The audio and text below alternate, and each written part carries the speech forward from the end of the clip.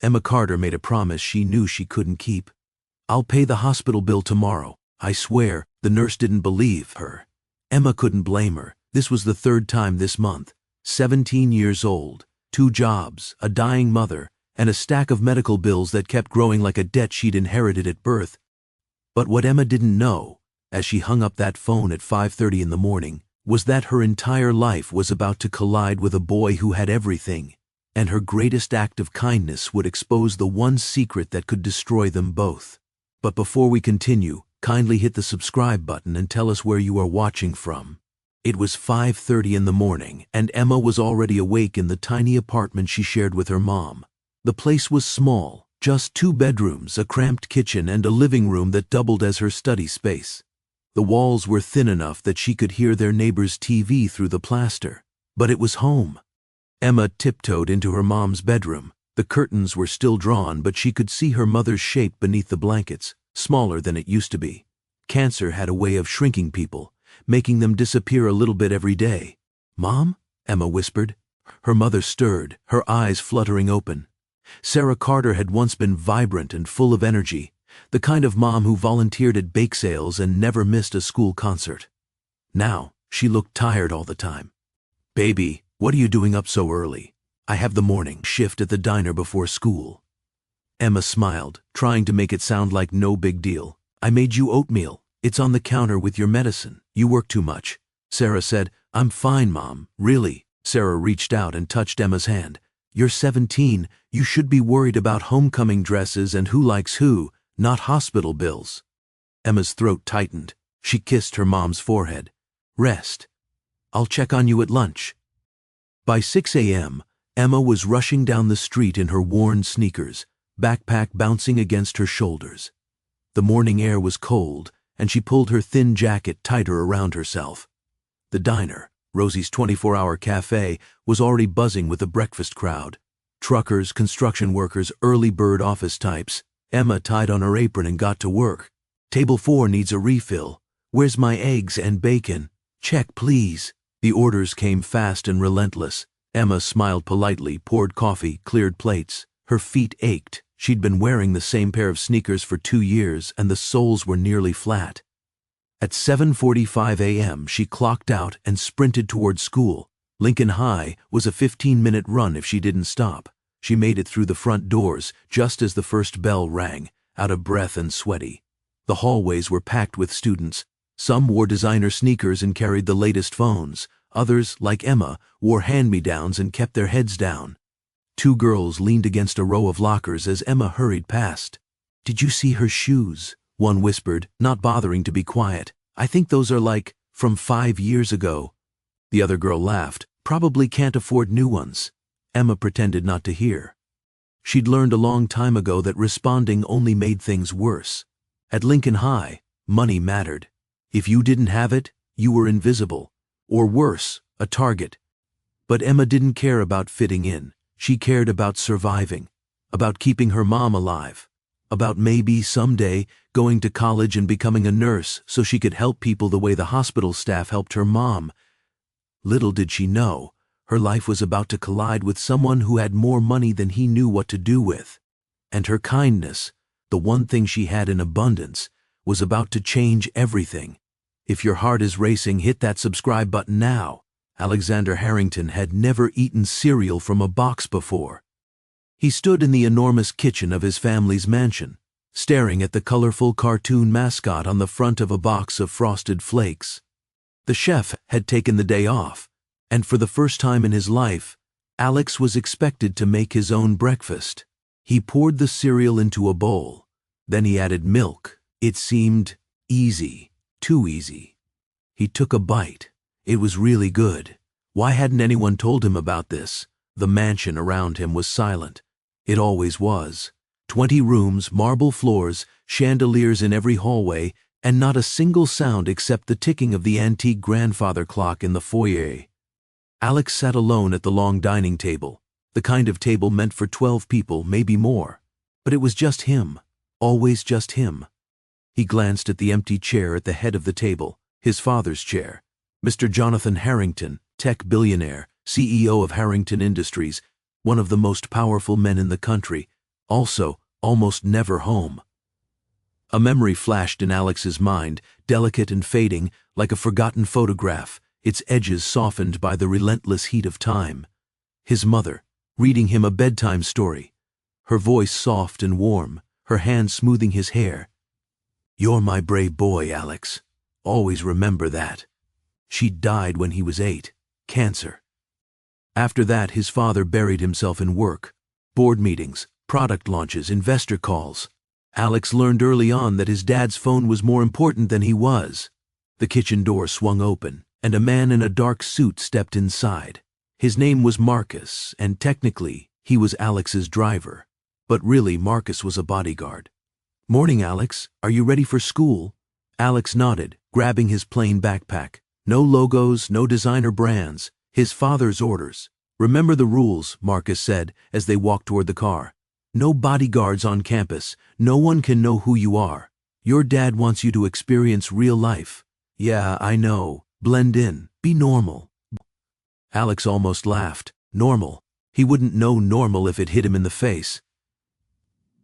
They drove quietly to Lincoln High, a school on the other side of town. The car, just a simple sedan, stopped at the curb, and Alex stepped out.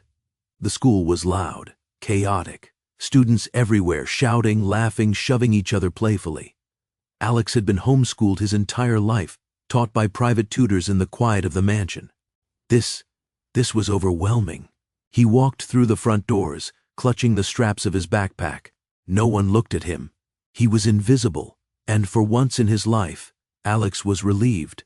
He found his first class, English literature, and slipped into a seat near the back. The teacher, Mrs. Henderson, was already talking, writing something on the board about symbolism in To Kill a Mockingbird. Alex pulled out a notebook, but realized he didn't have a pen. He patted his pockets. Nothing. Great. First day and he'd already messed up. The girl sitting next to him glanced over. She had dark hair pulled into a messy ponytail and kind eyes. Her clothes were a little worn. Her jeans had a small tear near the knee, and her jacket looked like it had been through a few too many washes. Without a word, she slid a pencil across his desk. Alex looked up, surprised. She gave him a small smile and turned back to her notes. "Thank you," he whispered. She nodded but didn't say anything. Alex stared at the pencil for a moment, something warm blooming in his chest. It was such a small thing, a pencil. But no one had done something like that for him in a long time. He didn't even know her name, but he wanted to. Later, in the hallway between classes, Alex tried to get through the chaos. Students rushed past him, shoving, laughing, texting. He kept his head down, trying to blend in. That's when he saw them. 3 boys, leaning against the lockers. The one in the middle, tall, broad-shouldered, with a smirk that screamed trouble, locked eyes with Alex. His name was Jake Morrison. Alex didn't know that yet, but he was about to. Jake elbowed one of his friends and nodded toward Alex. "Check out the new kid," Jake said, loud enough for everyone nearby to hear. "Looks like a lost puppy." His friends laughed. Alex kept walking, pretending he didn't hear, but Jake stepped into his path. "Hey, I'm talking to you." Alex stopped. "I'm just trying to get to class." "Oh, he talks." Jake grinned. "Where you from, man? You look weird." "I'm not from anywhere special." Alex responded. "Not from anywhere special," Jake repeated mockingly. "What's that supposed to mean?" One of Jake's friends grabbed Alex's backpack and yanked it off his shoulder. "Hey, let's see what the new kid's got." They rifled through his bag, pulling out notebooks, pens, a calculator. Jake held up one of the notebooks and flipped through it. "Boring. This guy's a total loser." He tossed the notebook on the floor. Alex's jaw tightened. He wanted to say something, do something, but his father's words echoed in his head. "Blend in. Don't draw attention." So he stood there, silent, powerless. Jake shoved the backpack into Alex's chest. "Stay out of my way, new kid." They walked off, laughing. Alex bent down to pick up his scattered belongings, his face burning with humiliation. And then, a hand appeared in front of him, holding his notebook. It was her, the girl from English class. "You okay?" she asked. Alex took the notebook. "Yeah, thanks." She helped him gather the rest of his things, her expression a mix of concern and quiet anger. "Those guys are jerks," she said. "Don't let them get to you." "I'll try." She handed him his backpack. "I'm Emma, by the way. Alex." She smiled, genuine, warm. "Nice to meet you, Alex." And just like that, she was gone, disappearing into the crowd of students. Alex stood there, watching her go. He didn't know it yet, but Emma Carter was about to change his entire world. Jake Morrison wasn't always a bully. Once, a long time ago, he'd been a pretty normal kid. But that was before his dad lost his job, before the fights at home started, before Jake realized that the only way to feel powerful was to make someone else feel small. Now, he ruled Lincoln High with fear. And Alex? Alex was the perfect target. Over the next few days, the harassment escalated. Jake tripped Alex in the hallway, sending his books flying. He accidentally spilled juice on Alex's shirt in the cafeteria. He spread rumors that Alex was weird, that he didn't talk to anyone, that he thought he was better than everyone else. None of it was true. But at Lincoln High, truth didn't matter. Perception did. Alex tried to ignore it. He kept his head down, stayed quiet, and did his work. But every day felt like walking through a minefield. And then there was Emma. She seemed to notice everything. Whenever Jake and his crew started circling, Emma was there. Not always intervening, not yet, but watching, making sure things didn't go too far. One afternoon after the final bell, Emma found Alex sitting alone on a bench outside the school, staring at his phone. "Hey," she said, sitting down next to him. "Hey, you doing okay?" Alex shrugged. "Define okay." Emma smiled a little. "Fair point." They sat in silence for a moment. Then Emma spoke again. "Those guys, Jake and his friends, they're not worth it. Trust me. Easy for you to say. Is it?" Emma's voice was quiet but firm. "I've dealt with them too. They go after anyone they think is an easy target." Alex looked at her. "And what do you do about it?" "I survive," Emma said simply. "And I help people when I can." There was something in her voice, something strong and sure, that made Alex believe her. "Why are you being nice to me?" he asked. Emma turned to face him. "Because you seem like a good person, and good people shouldn't have to deal with jerks like Jake alone." That night, Emma sat at the small kitchen table in her apartment, trying to focus on her homework. But her mind kept drifting. Her best friend, Lila Martinez, had called earlier to check in. "You're getting too involved with that new kid," Lila had said. "Jake's gonna come after you next." "I don't care." Emma had replied. "Emma, you've got enough on your plate. Your mom, your job, school. You don't need to add superhero to the list." But Emma couldn't help it. She saw Alex sitting alone every day. She saw the way Jake targeted him, and something in her chest ached. She knew what it felt like to be invisible, to feel like the world didn't care. Her mom's voice drifted from the bedroom. "Emma, can you bring me some water?" "Coming, Mom." Emma filled a glass and brought it to her mother, who was propped up in bed, looking frail but trying to smile. "How was school?" Sarah asked. "Fine." "You sure? You seem distracted." Emma sat on the edge of the bed. "There's this new kid. He's getting bullied. And I want to help him." Sarah reached out and touched Emma's hand. "You have the kindest heart, baby.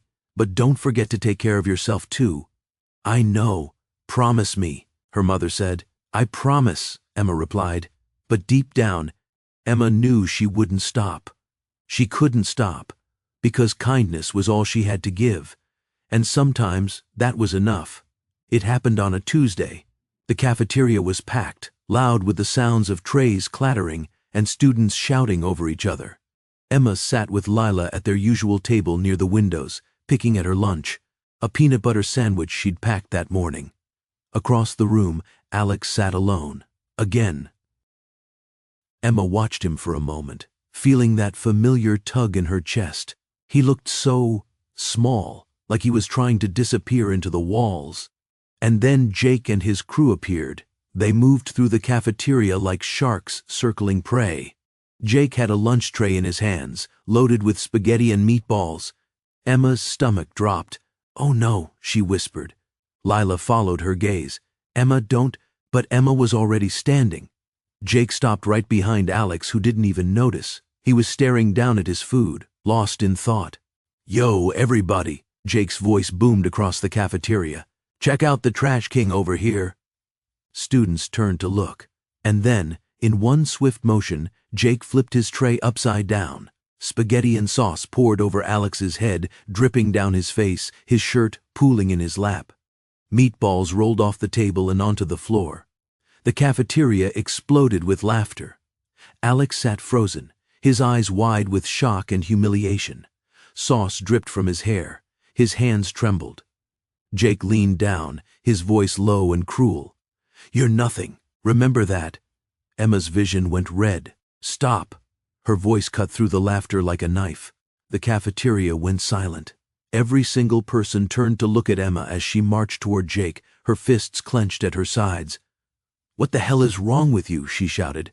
Jake turned, surprised. "Oh, look, the charity case wants to play hero." "How dare you?" Emma's voice shook with rage. "He hasn't done anything to you. He's just trying to fit in just like the rest of us." "Fitting in?" Jake laughed. "This loser doesn't belong here. The only loser here is you." The cafeteria gasped. Jake's smirk faltered. "What did you just say?" Emma stepped closer, refusing to back down. "You heard me. You think being cruel makes you strong? It doesn't. It makes you pathetic." For a moment, Jake looked like he might actually hit her.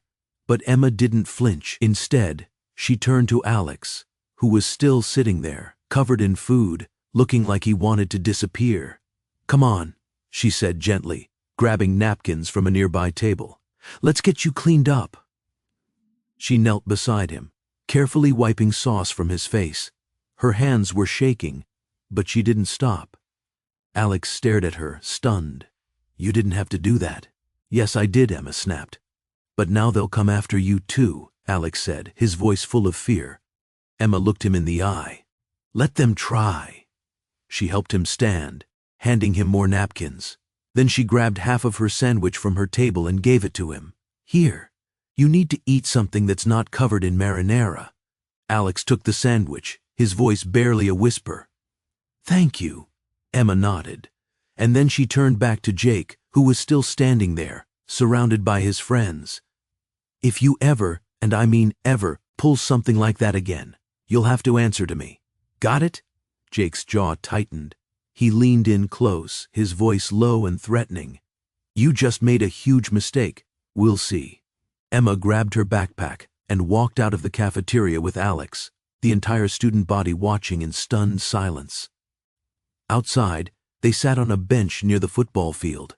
The air was cool, the sounds of the cafeteria muffled by distance. Alex stared at the sandwich in his hands. "Why did you do that?" "Because it was the right thing to do," Emma said. "But now they're going to target you," Jake warned. Emma shrugged. "I can handle it." Alex looked at her, and something shifted in his chest. This girl, this stranger, had just stood up for him when no one else would. She didn't know him, didn't owe him anything, and yet she'd risked everything to defend him. "I don't even know how to thank you," he said quietly. Emma smiled. "You don't have to." They sat in silence for a moment, the weight of what had just happened settling over them. And across the parking lot, hidden, in the shadows of a black SUV, a man in a dark suit lifted a phone to his ear. "Sir," he said, "there's been an incident." On the other end of the line, Mr. Jonathan Harrington sat in his corner office, 70 stories above the city, staring out at the skyline. "What happened?" "Your son was publicly humiliated, but someone defended him." Mr. Harrington's grip tightened on the phone. "Who?" "A girl, a student. She stood up to the bullies, shielded him, gave him her lunch."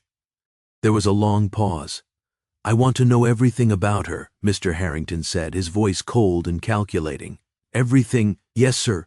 The call ended, and in that moment the wheels of fate began to turn. Emma Carter had no idea that her act of kindness had just caught the attention of one of the most powerful men in the world. Emma's apartment felt smaller every day. She opened the door, and it made a creaky sound. The room was quiet and a little dark, with the sunlight coming through the curtains. "Mom, I'm home. In here, baby." Emma dropped her backpack by the door and walked into her mother's bedroom. Sarah Carter was propped up against a pile of pillows, a blanket pulled up to her chest. She looked thinner than she had even a week ago, her cheekbones more pronounced, her eyes sunken. But she smiled when she saw Emma. "How was school?" "It was good." Emma sat on the edge of the bed, trying to keep her voice light. I helped a friend with homework. That's nice. You've always been such a helper. Emma reached for the pill organizer on the nightstand. Did you take your afternoon meds? Sarah sighed. I was just about to. Mom, I know.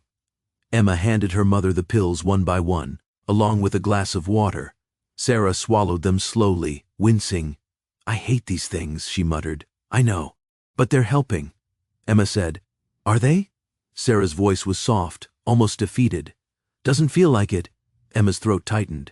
She hated seeing her mother like this, so weak, so tired of fighting. The doctors said the new treatment is working, Emma said, trying to sound hopeful. You just have to give it time.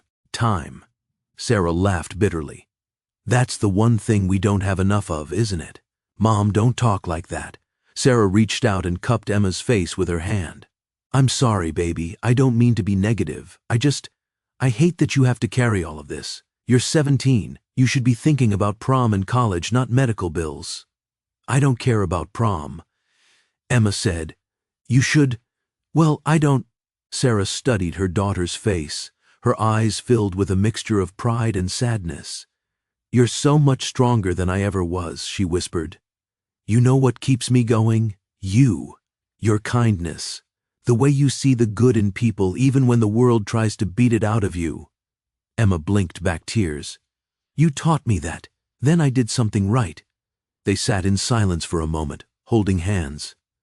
After her mother fell asleep, Emma retreated to the living room. She sat on the old couch, staring at the stack of bills on the coffee table. Electricity, water, rent, hospital. The numbers swam in front of her eyes.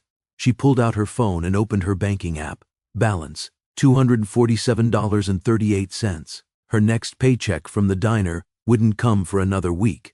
And even then, it wouldn't be enough. It was never enough.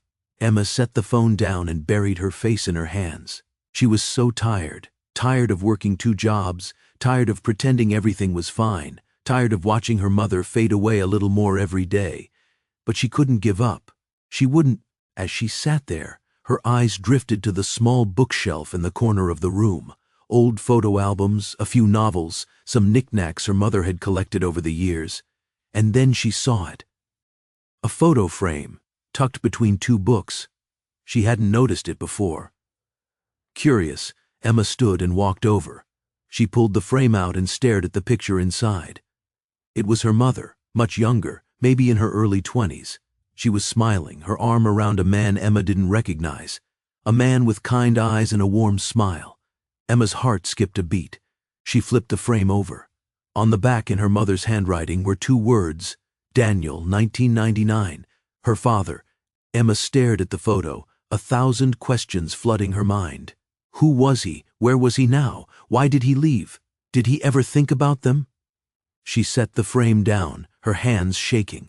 She'd never asked her mother about him, never wanted to open that wound. But now, looking at his face, she couldn't help but wonder, what if he was still out there somewhere? What if he could help? Emma shook her head, pushing the thought away. No, she couldn't rely on a man who'd abandoned them. She had to rely on herself, like she always had. The next morning, Emma arrived at school to find her locker covered in graffiti. Bright red spray paint spelled out 2 words in jagged letters. Emma's stomach dropped. Students walked past, some snickering, others pretending not to notice. Emma's face burned with humiliation. She tried to scrub the paint off with her sleeve, but it only smeared. Need some help? Emma turned. Lila stood there, holding a bottle of cleaning spray and a rag. Where did you get that? Emma asked. Janitor's closet. Come on. Together, they scrubbed at the graffiti, but the paint was stubborn. It barely faded. This is because of yesterday, isn't it? Lila said quietly. Yeah. I told you Jake would come after you. I know. Emma, you can't keep fighting everyone's battles. You're going to get hurt. I don't care. Well, I do.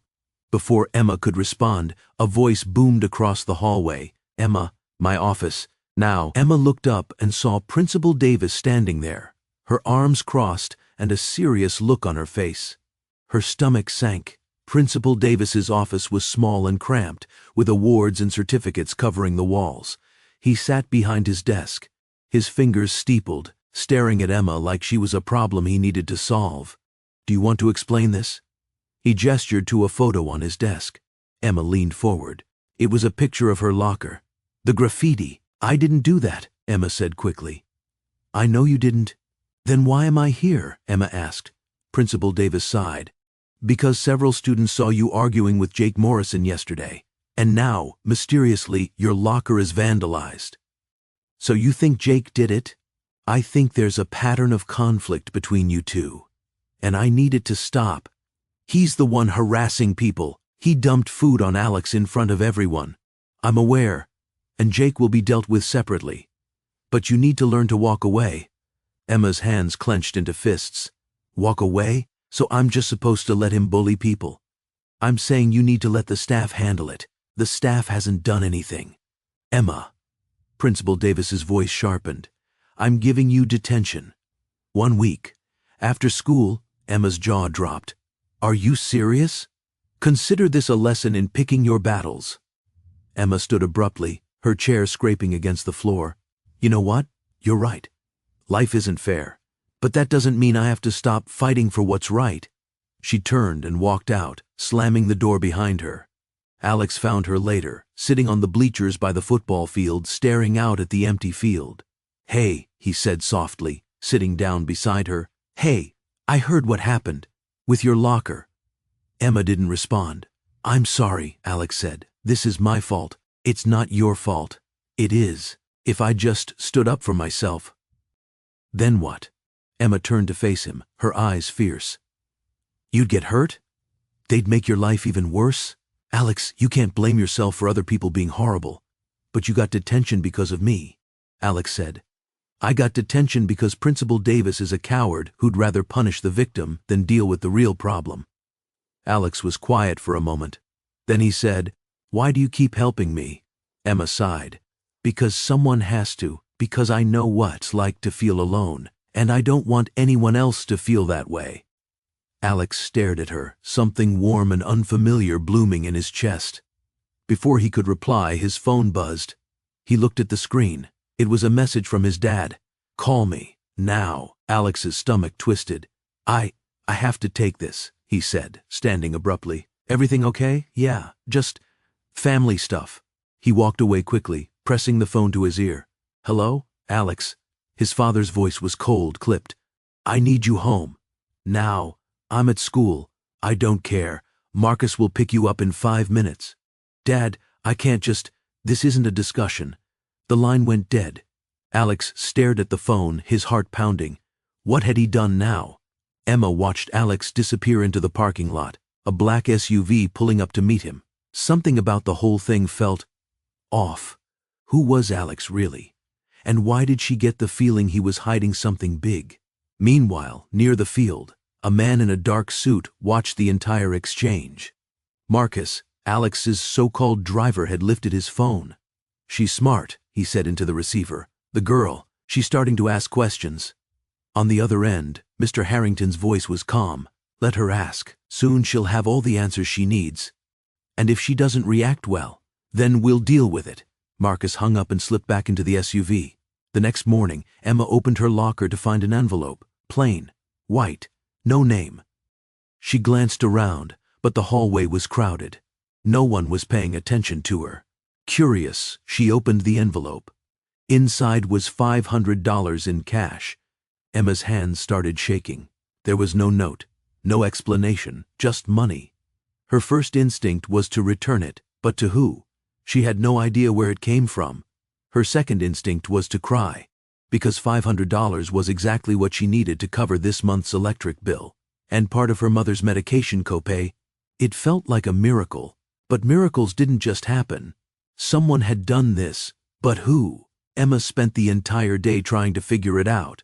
She asked Lila. She asked other classmates. No one knew anything. By the time the final bell rang, she was exhausted and confused. She decided to take a walk to clear her head. There was a small park a few blocks from school. Nothing fancy, just some benches, a playground, and a couple of trees. Emma liked going there when she needed to think. She sat on a bench, staring out at the empty playground, the envelope still clutched in her hand. "Mind if I sit?" Emma looked up. Alex stood there, his hands in his pockets, looking nervous. "Sure." He sat down beside her, leaving a respectful distance between them. For a while they didn't say anything. Then Emma held up the envelope. "Someone left this in my locker." Alex glanced at it. "What is it?" "Money. $500. His expression didn't change. Wow, I don't know who left it. Or why. Maybe someone wanted to help. But why anonymously? Alex hesitated. Maybe they didn't want you to feel like you owed them anything. Emma studied his face, searching for something, a clue, a hint, but Alex's expression was carefully neutral. "I guess," she said softly. They sat in silence again. Then Alex spoke. "Can I ask you something?" "Sure. What do you want, like, in life, if you could have anything?" Emma thought for a moment. "I want my mom to get better," she said finally. "I want to go to college and become a nurse. I want to help people the way the hospital staff helps my mom." She paused. "And I want to stop worrying about money, just for one day." Alex's chest tightened. "What about you?" Emma asked. "What do you want?"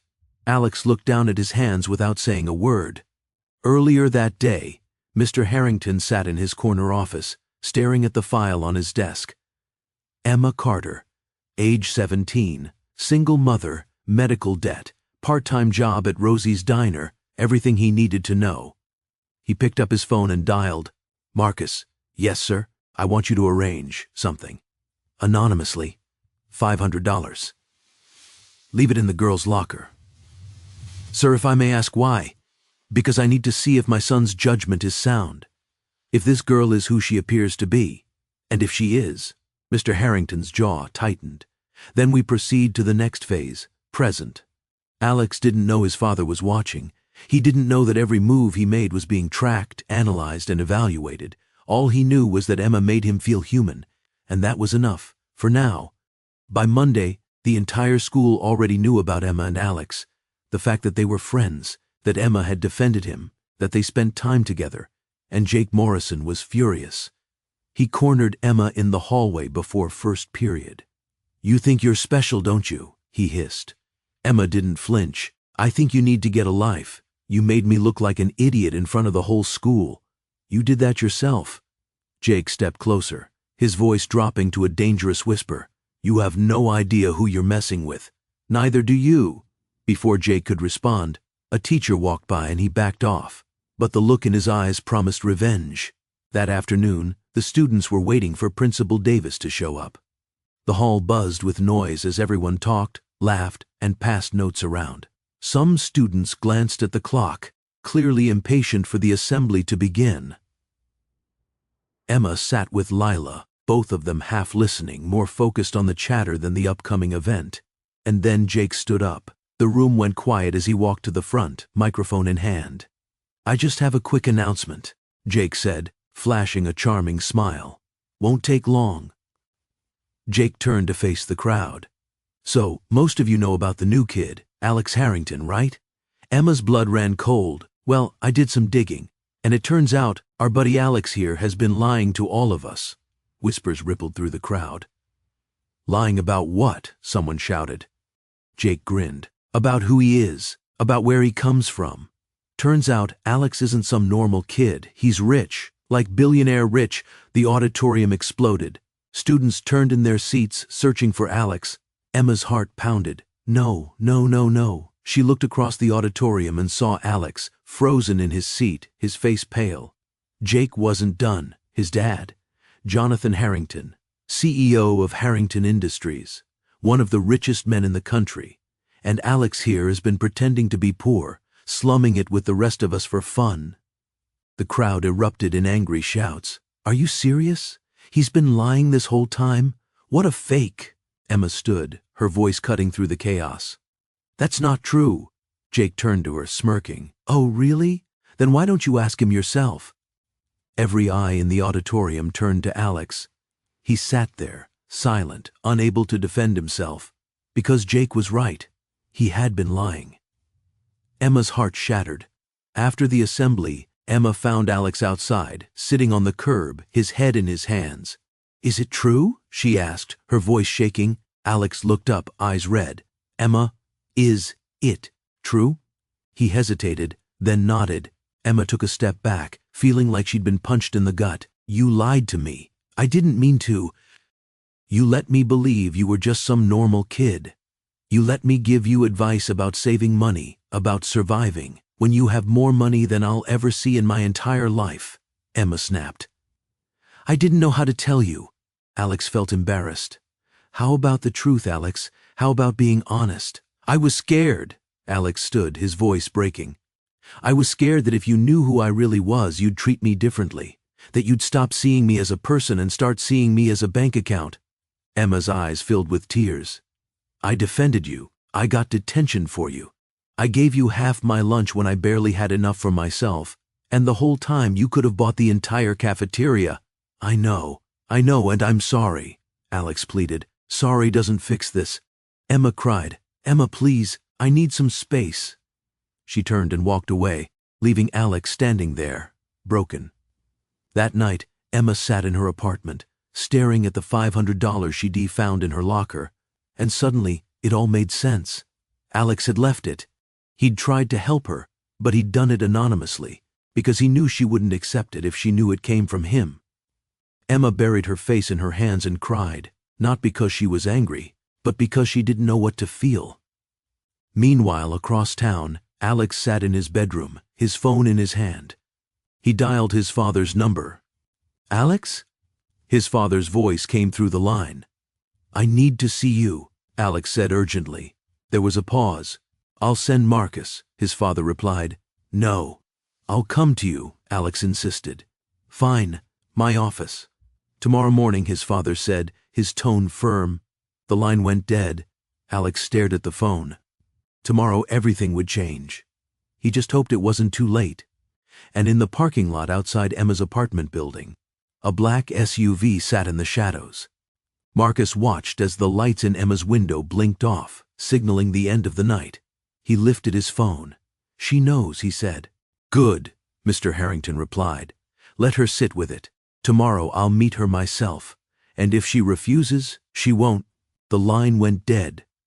Mr. Harrington leaned back in his chair, staring out at the glittering city below. Emma didn't go to school the next day. She couldn't face Alex. She couldn't face the whispers and stares. She couldn't face the fact that she'd let herself trust someone who'd been lying to her the whole time. Instead, she spent the morning at the diner, picking up an extra shift. But her mind wasn't on work.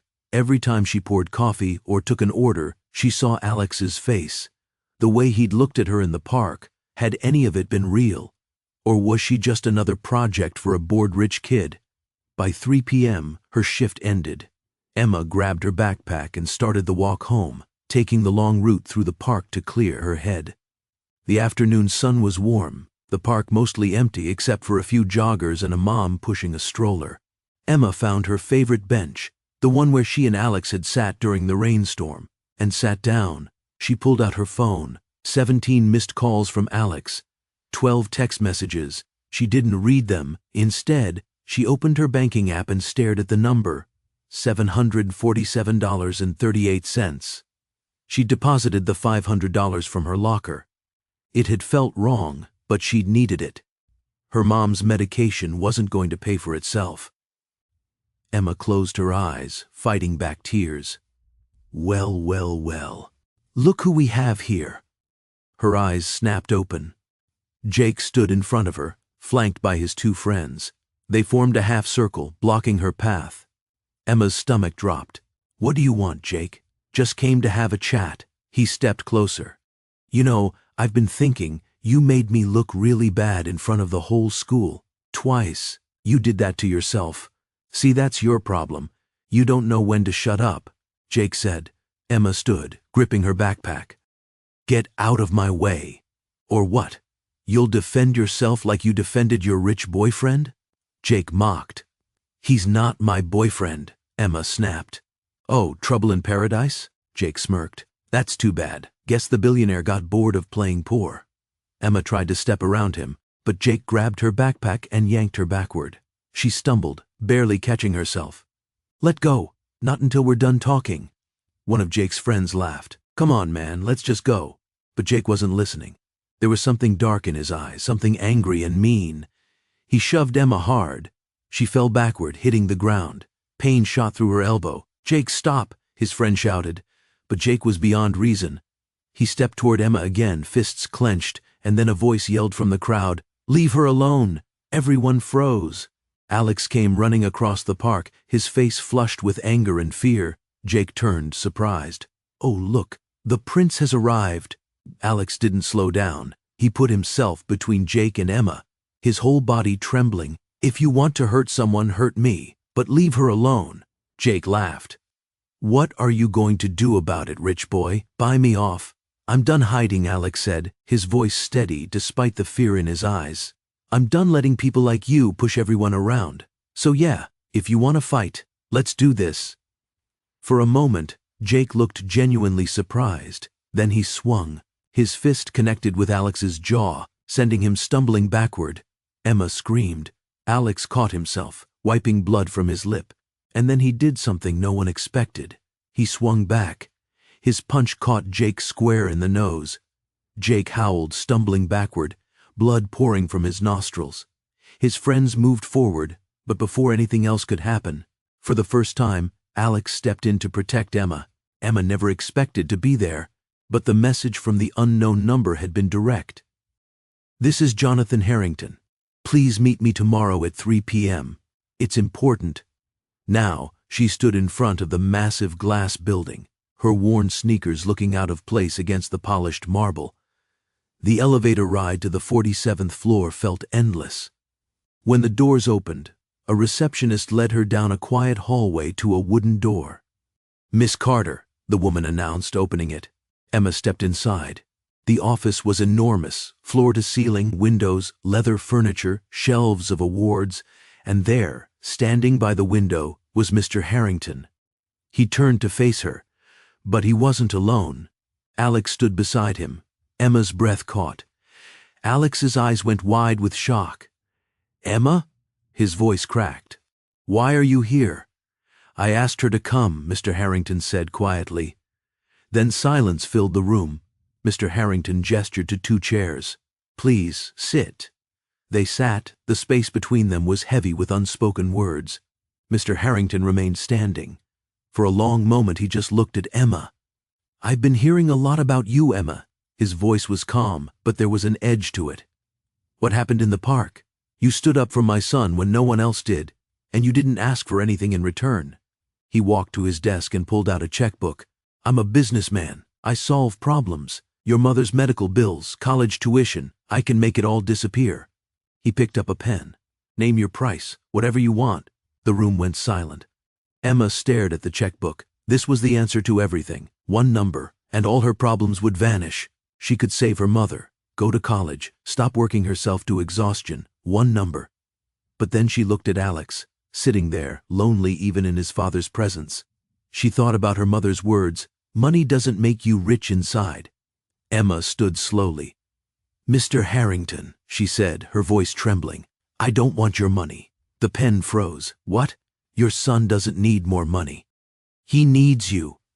Mr. Harrington's jaw tightened. "I provide everything." "When was the last time you had dinner with him?" Emma's voice cracked. "When did you last ask about his day? His dreams? What scares him?" She wiped her eyes. "I've watched him eat lunch alone every single day. I've watched him jump every time his phone rings, hoping it's you. And the saddest part? He stopped hoping." Alex covered his face, his shoulders shaking. "So no, I don't want your money." Emma's voice broke. "I want you to be his father, really be there, because that's all he's ever wanted." She looked directly at him. "I lost my dad when I was 5. He left and never came back. I would give anything for one more day with him. Just one." Tears streamed down her face. "Your son is right here. He's alive. He's waiting. Don't waste the time you have making the same mistake my father made." They both sat quietly, the silence feeling long and uncomfortable. Neither of them said a word. The checkbook slipped from Mr. Harrington's fingers and fell to the floor. His face crumbled. A single tear rolled down his cheek. Then another. Then his whole body shook with sobs he'd held for 10 years. "I'm sorry," he choked out. "I'm so sorry." Alex stood, tears flooding his face. "Dad? I've been a terrible father." Mr. Harrington's voice shattered. "I thought giving you everything would be enough. But it wasn't. It was never enough." He crossed the room and pulled Alex into his arms. The first real embrace in years. "I lost your mother and I ran. I buried myself in work and I left you alone." He cried. Alex sobbed into his father's shoulder. "I just wanted you, Dad. I know, I'm so sorry." Mr. Harrington held him tighter. "I'm here now. I'm finally here." They held each other while Emma watched, tears streaming down her own cheeks. Mr. Harrington pulled back, holding Alex's face. "I'm going to do better. No more late nights. No more missed calls. I promise." He turned to Emma, his eyes red but grateful. "Thank you. You gave me back my son." Emma smiled through her tears. "Just keep your promise." Mr. Harrington nodded. Then he picked up his phone, made a brief call, and hung up. "Your mother's medical bills are handled. The hospital will receive an anonymous grant. You won't owe anything." Emma's hands flew to her mouth. "It's not payment," he said gently. "It's gratitude. From a father who almost lost everything." Emma burst into fresh tears, and in that moment, 3 broken people found healing. Not through money, but through love. 3 months had passed, and now Emma stood in front of the mirror in her bedroom, adjusting the collar of her new blouse. She took a deep breath, her fingers brushing over the fabric as she looked at her reflection, feeling both excited and nervous. It was the first day of the new semester, and for the first time in years, she wasn't exhausted. Her mother's treatments were working. The cancer was in remission, the bills were paid, and Emma had been accepted to the state university on a full scholarship, pre-nursing program. Life was good. Her phone buzzed, and Emma glanced at the screen. It was a message from Alex. "Meet you outside at 5?" Emma smiled and grabbed her backpack. When she stepped outside, a car was waiting. Not a limo, not a fancy sports car, just a regular sedan. Alex sat in the driver's seat, grinning. "Your chariot awaits," he said. Emma laughed and climbed in. "You know you don't have to drive me to school every day." "I know, but I want to." They drove in comfortable silence, the radio playing softly. At a red light, Alex reached over and took her hand. "Thank you," he said quietly. "For what?" "For seeing the real me." Emma squeezed his hand. "Always. Sometimes the richest gifts have nothing to do with money. Sometimes all it takes is one person, one act of kindness, to change everything." Emma Carter defended a boy she barely knew, and in doing so, she didn't just save him. She saved his father. She saved herself. She proved that kindness isn't weakness. If you enjoyed this episode, like, comment, and subscribe for more. Don't forget to hit the bell icon to stay updated, share the story with friends, and join us for more stories.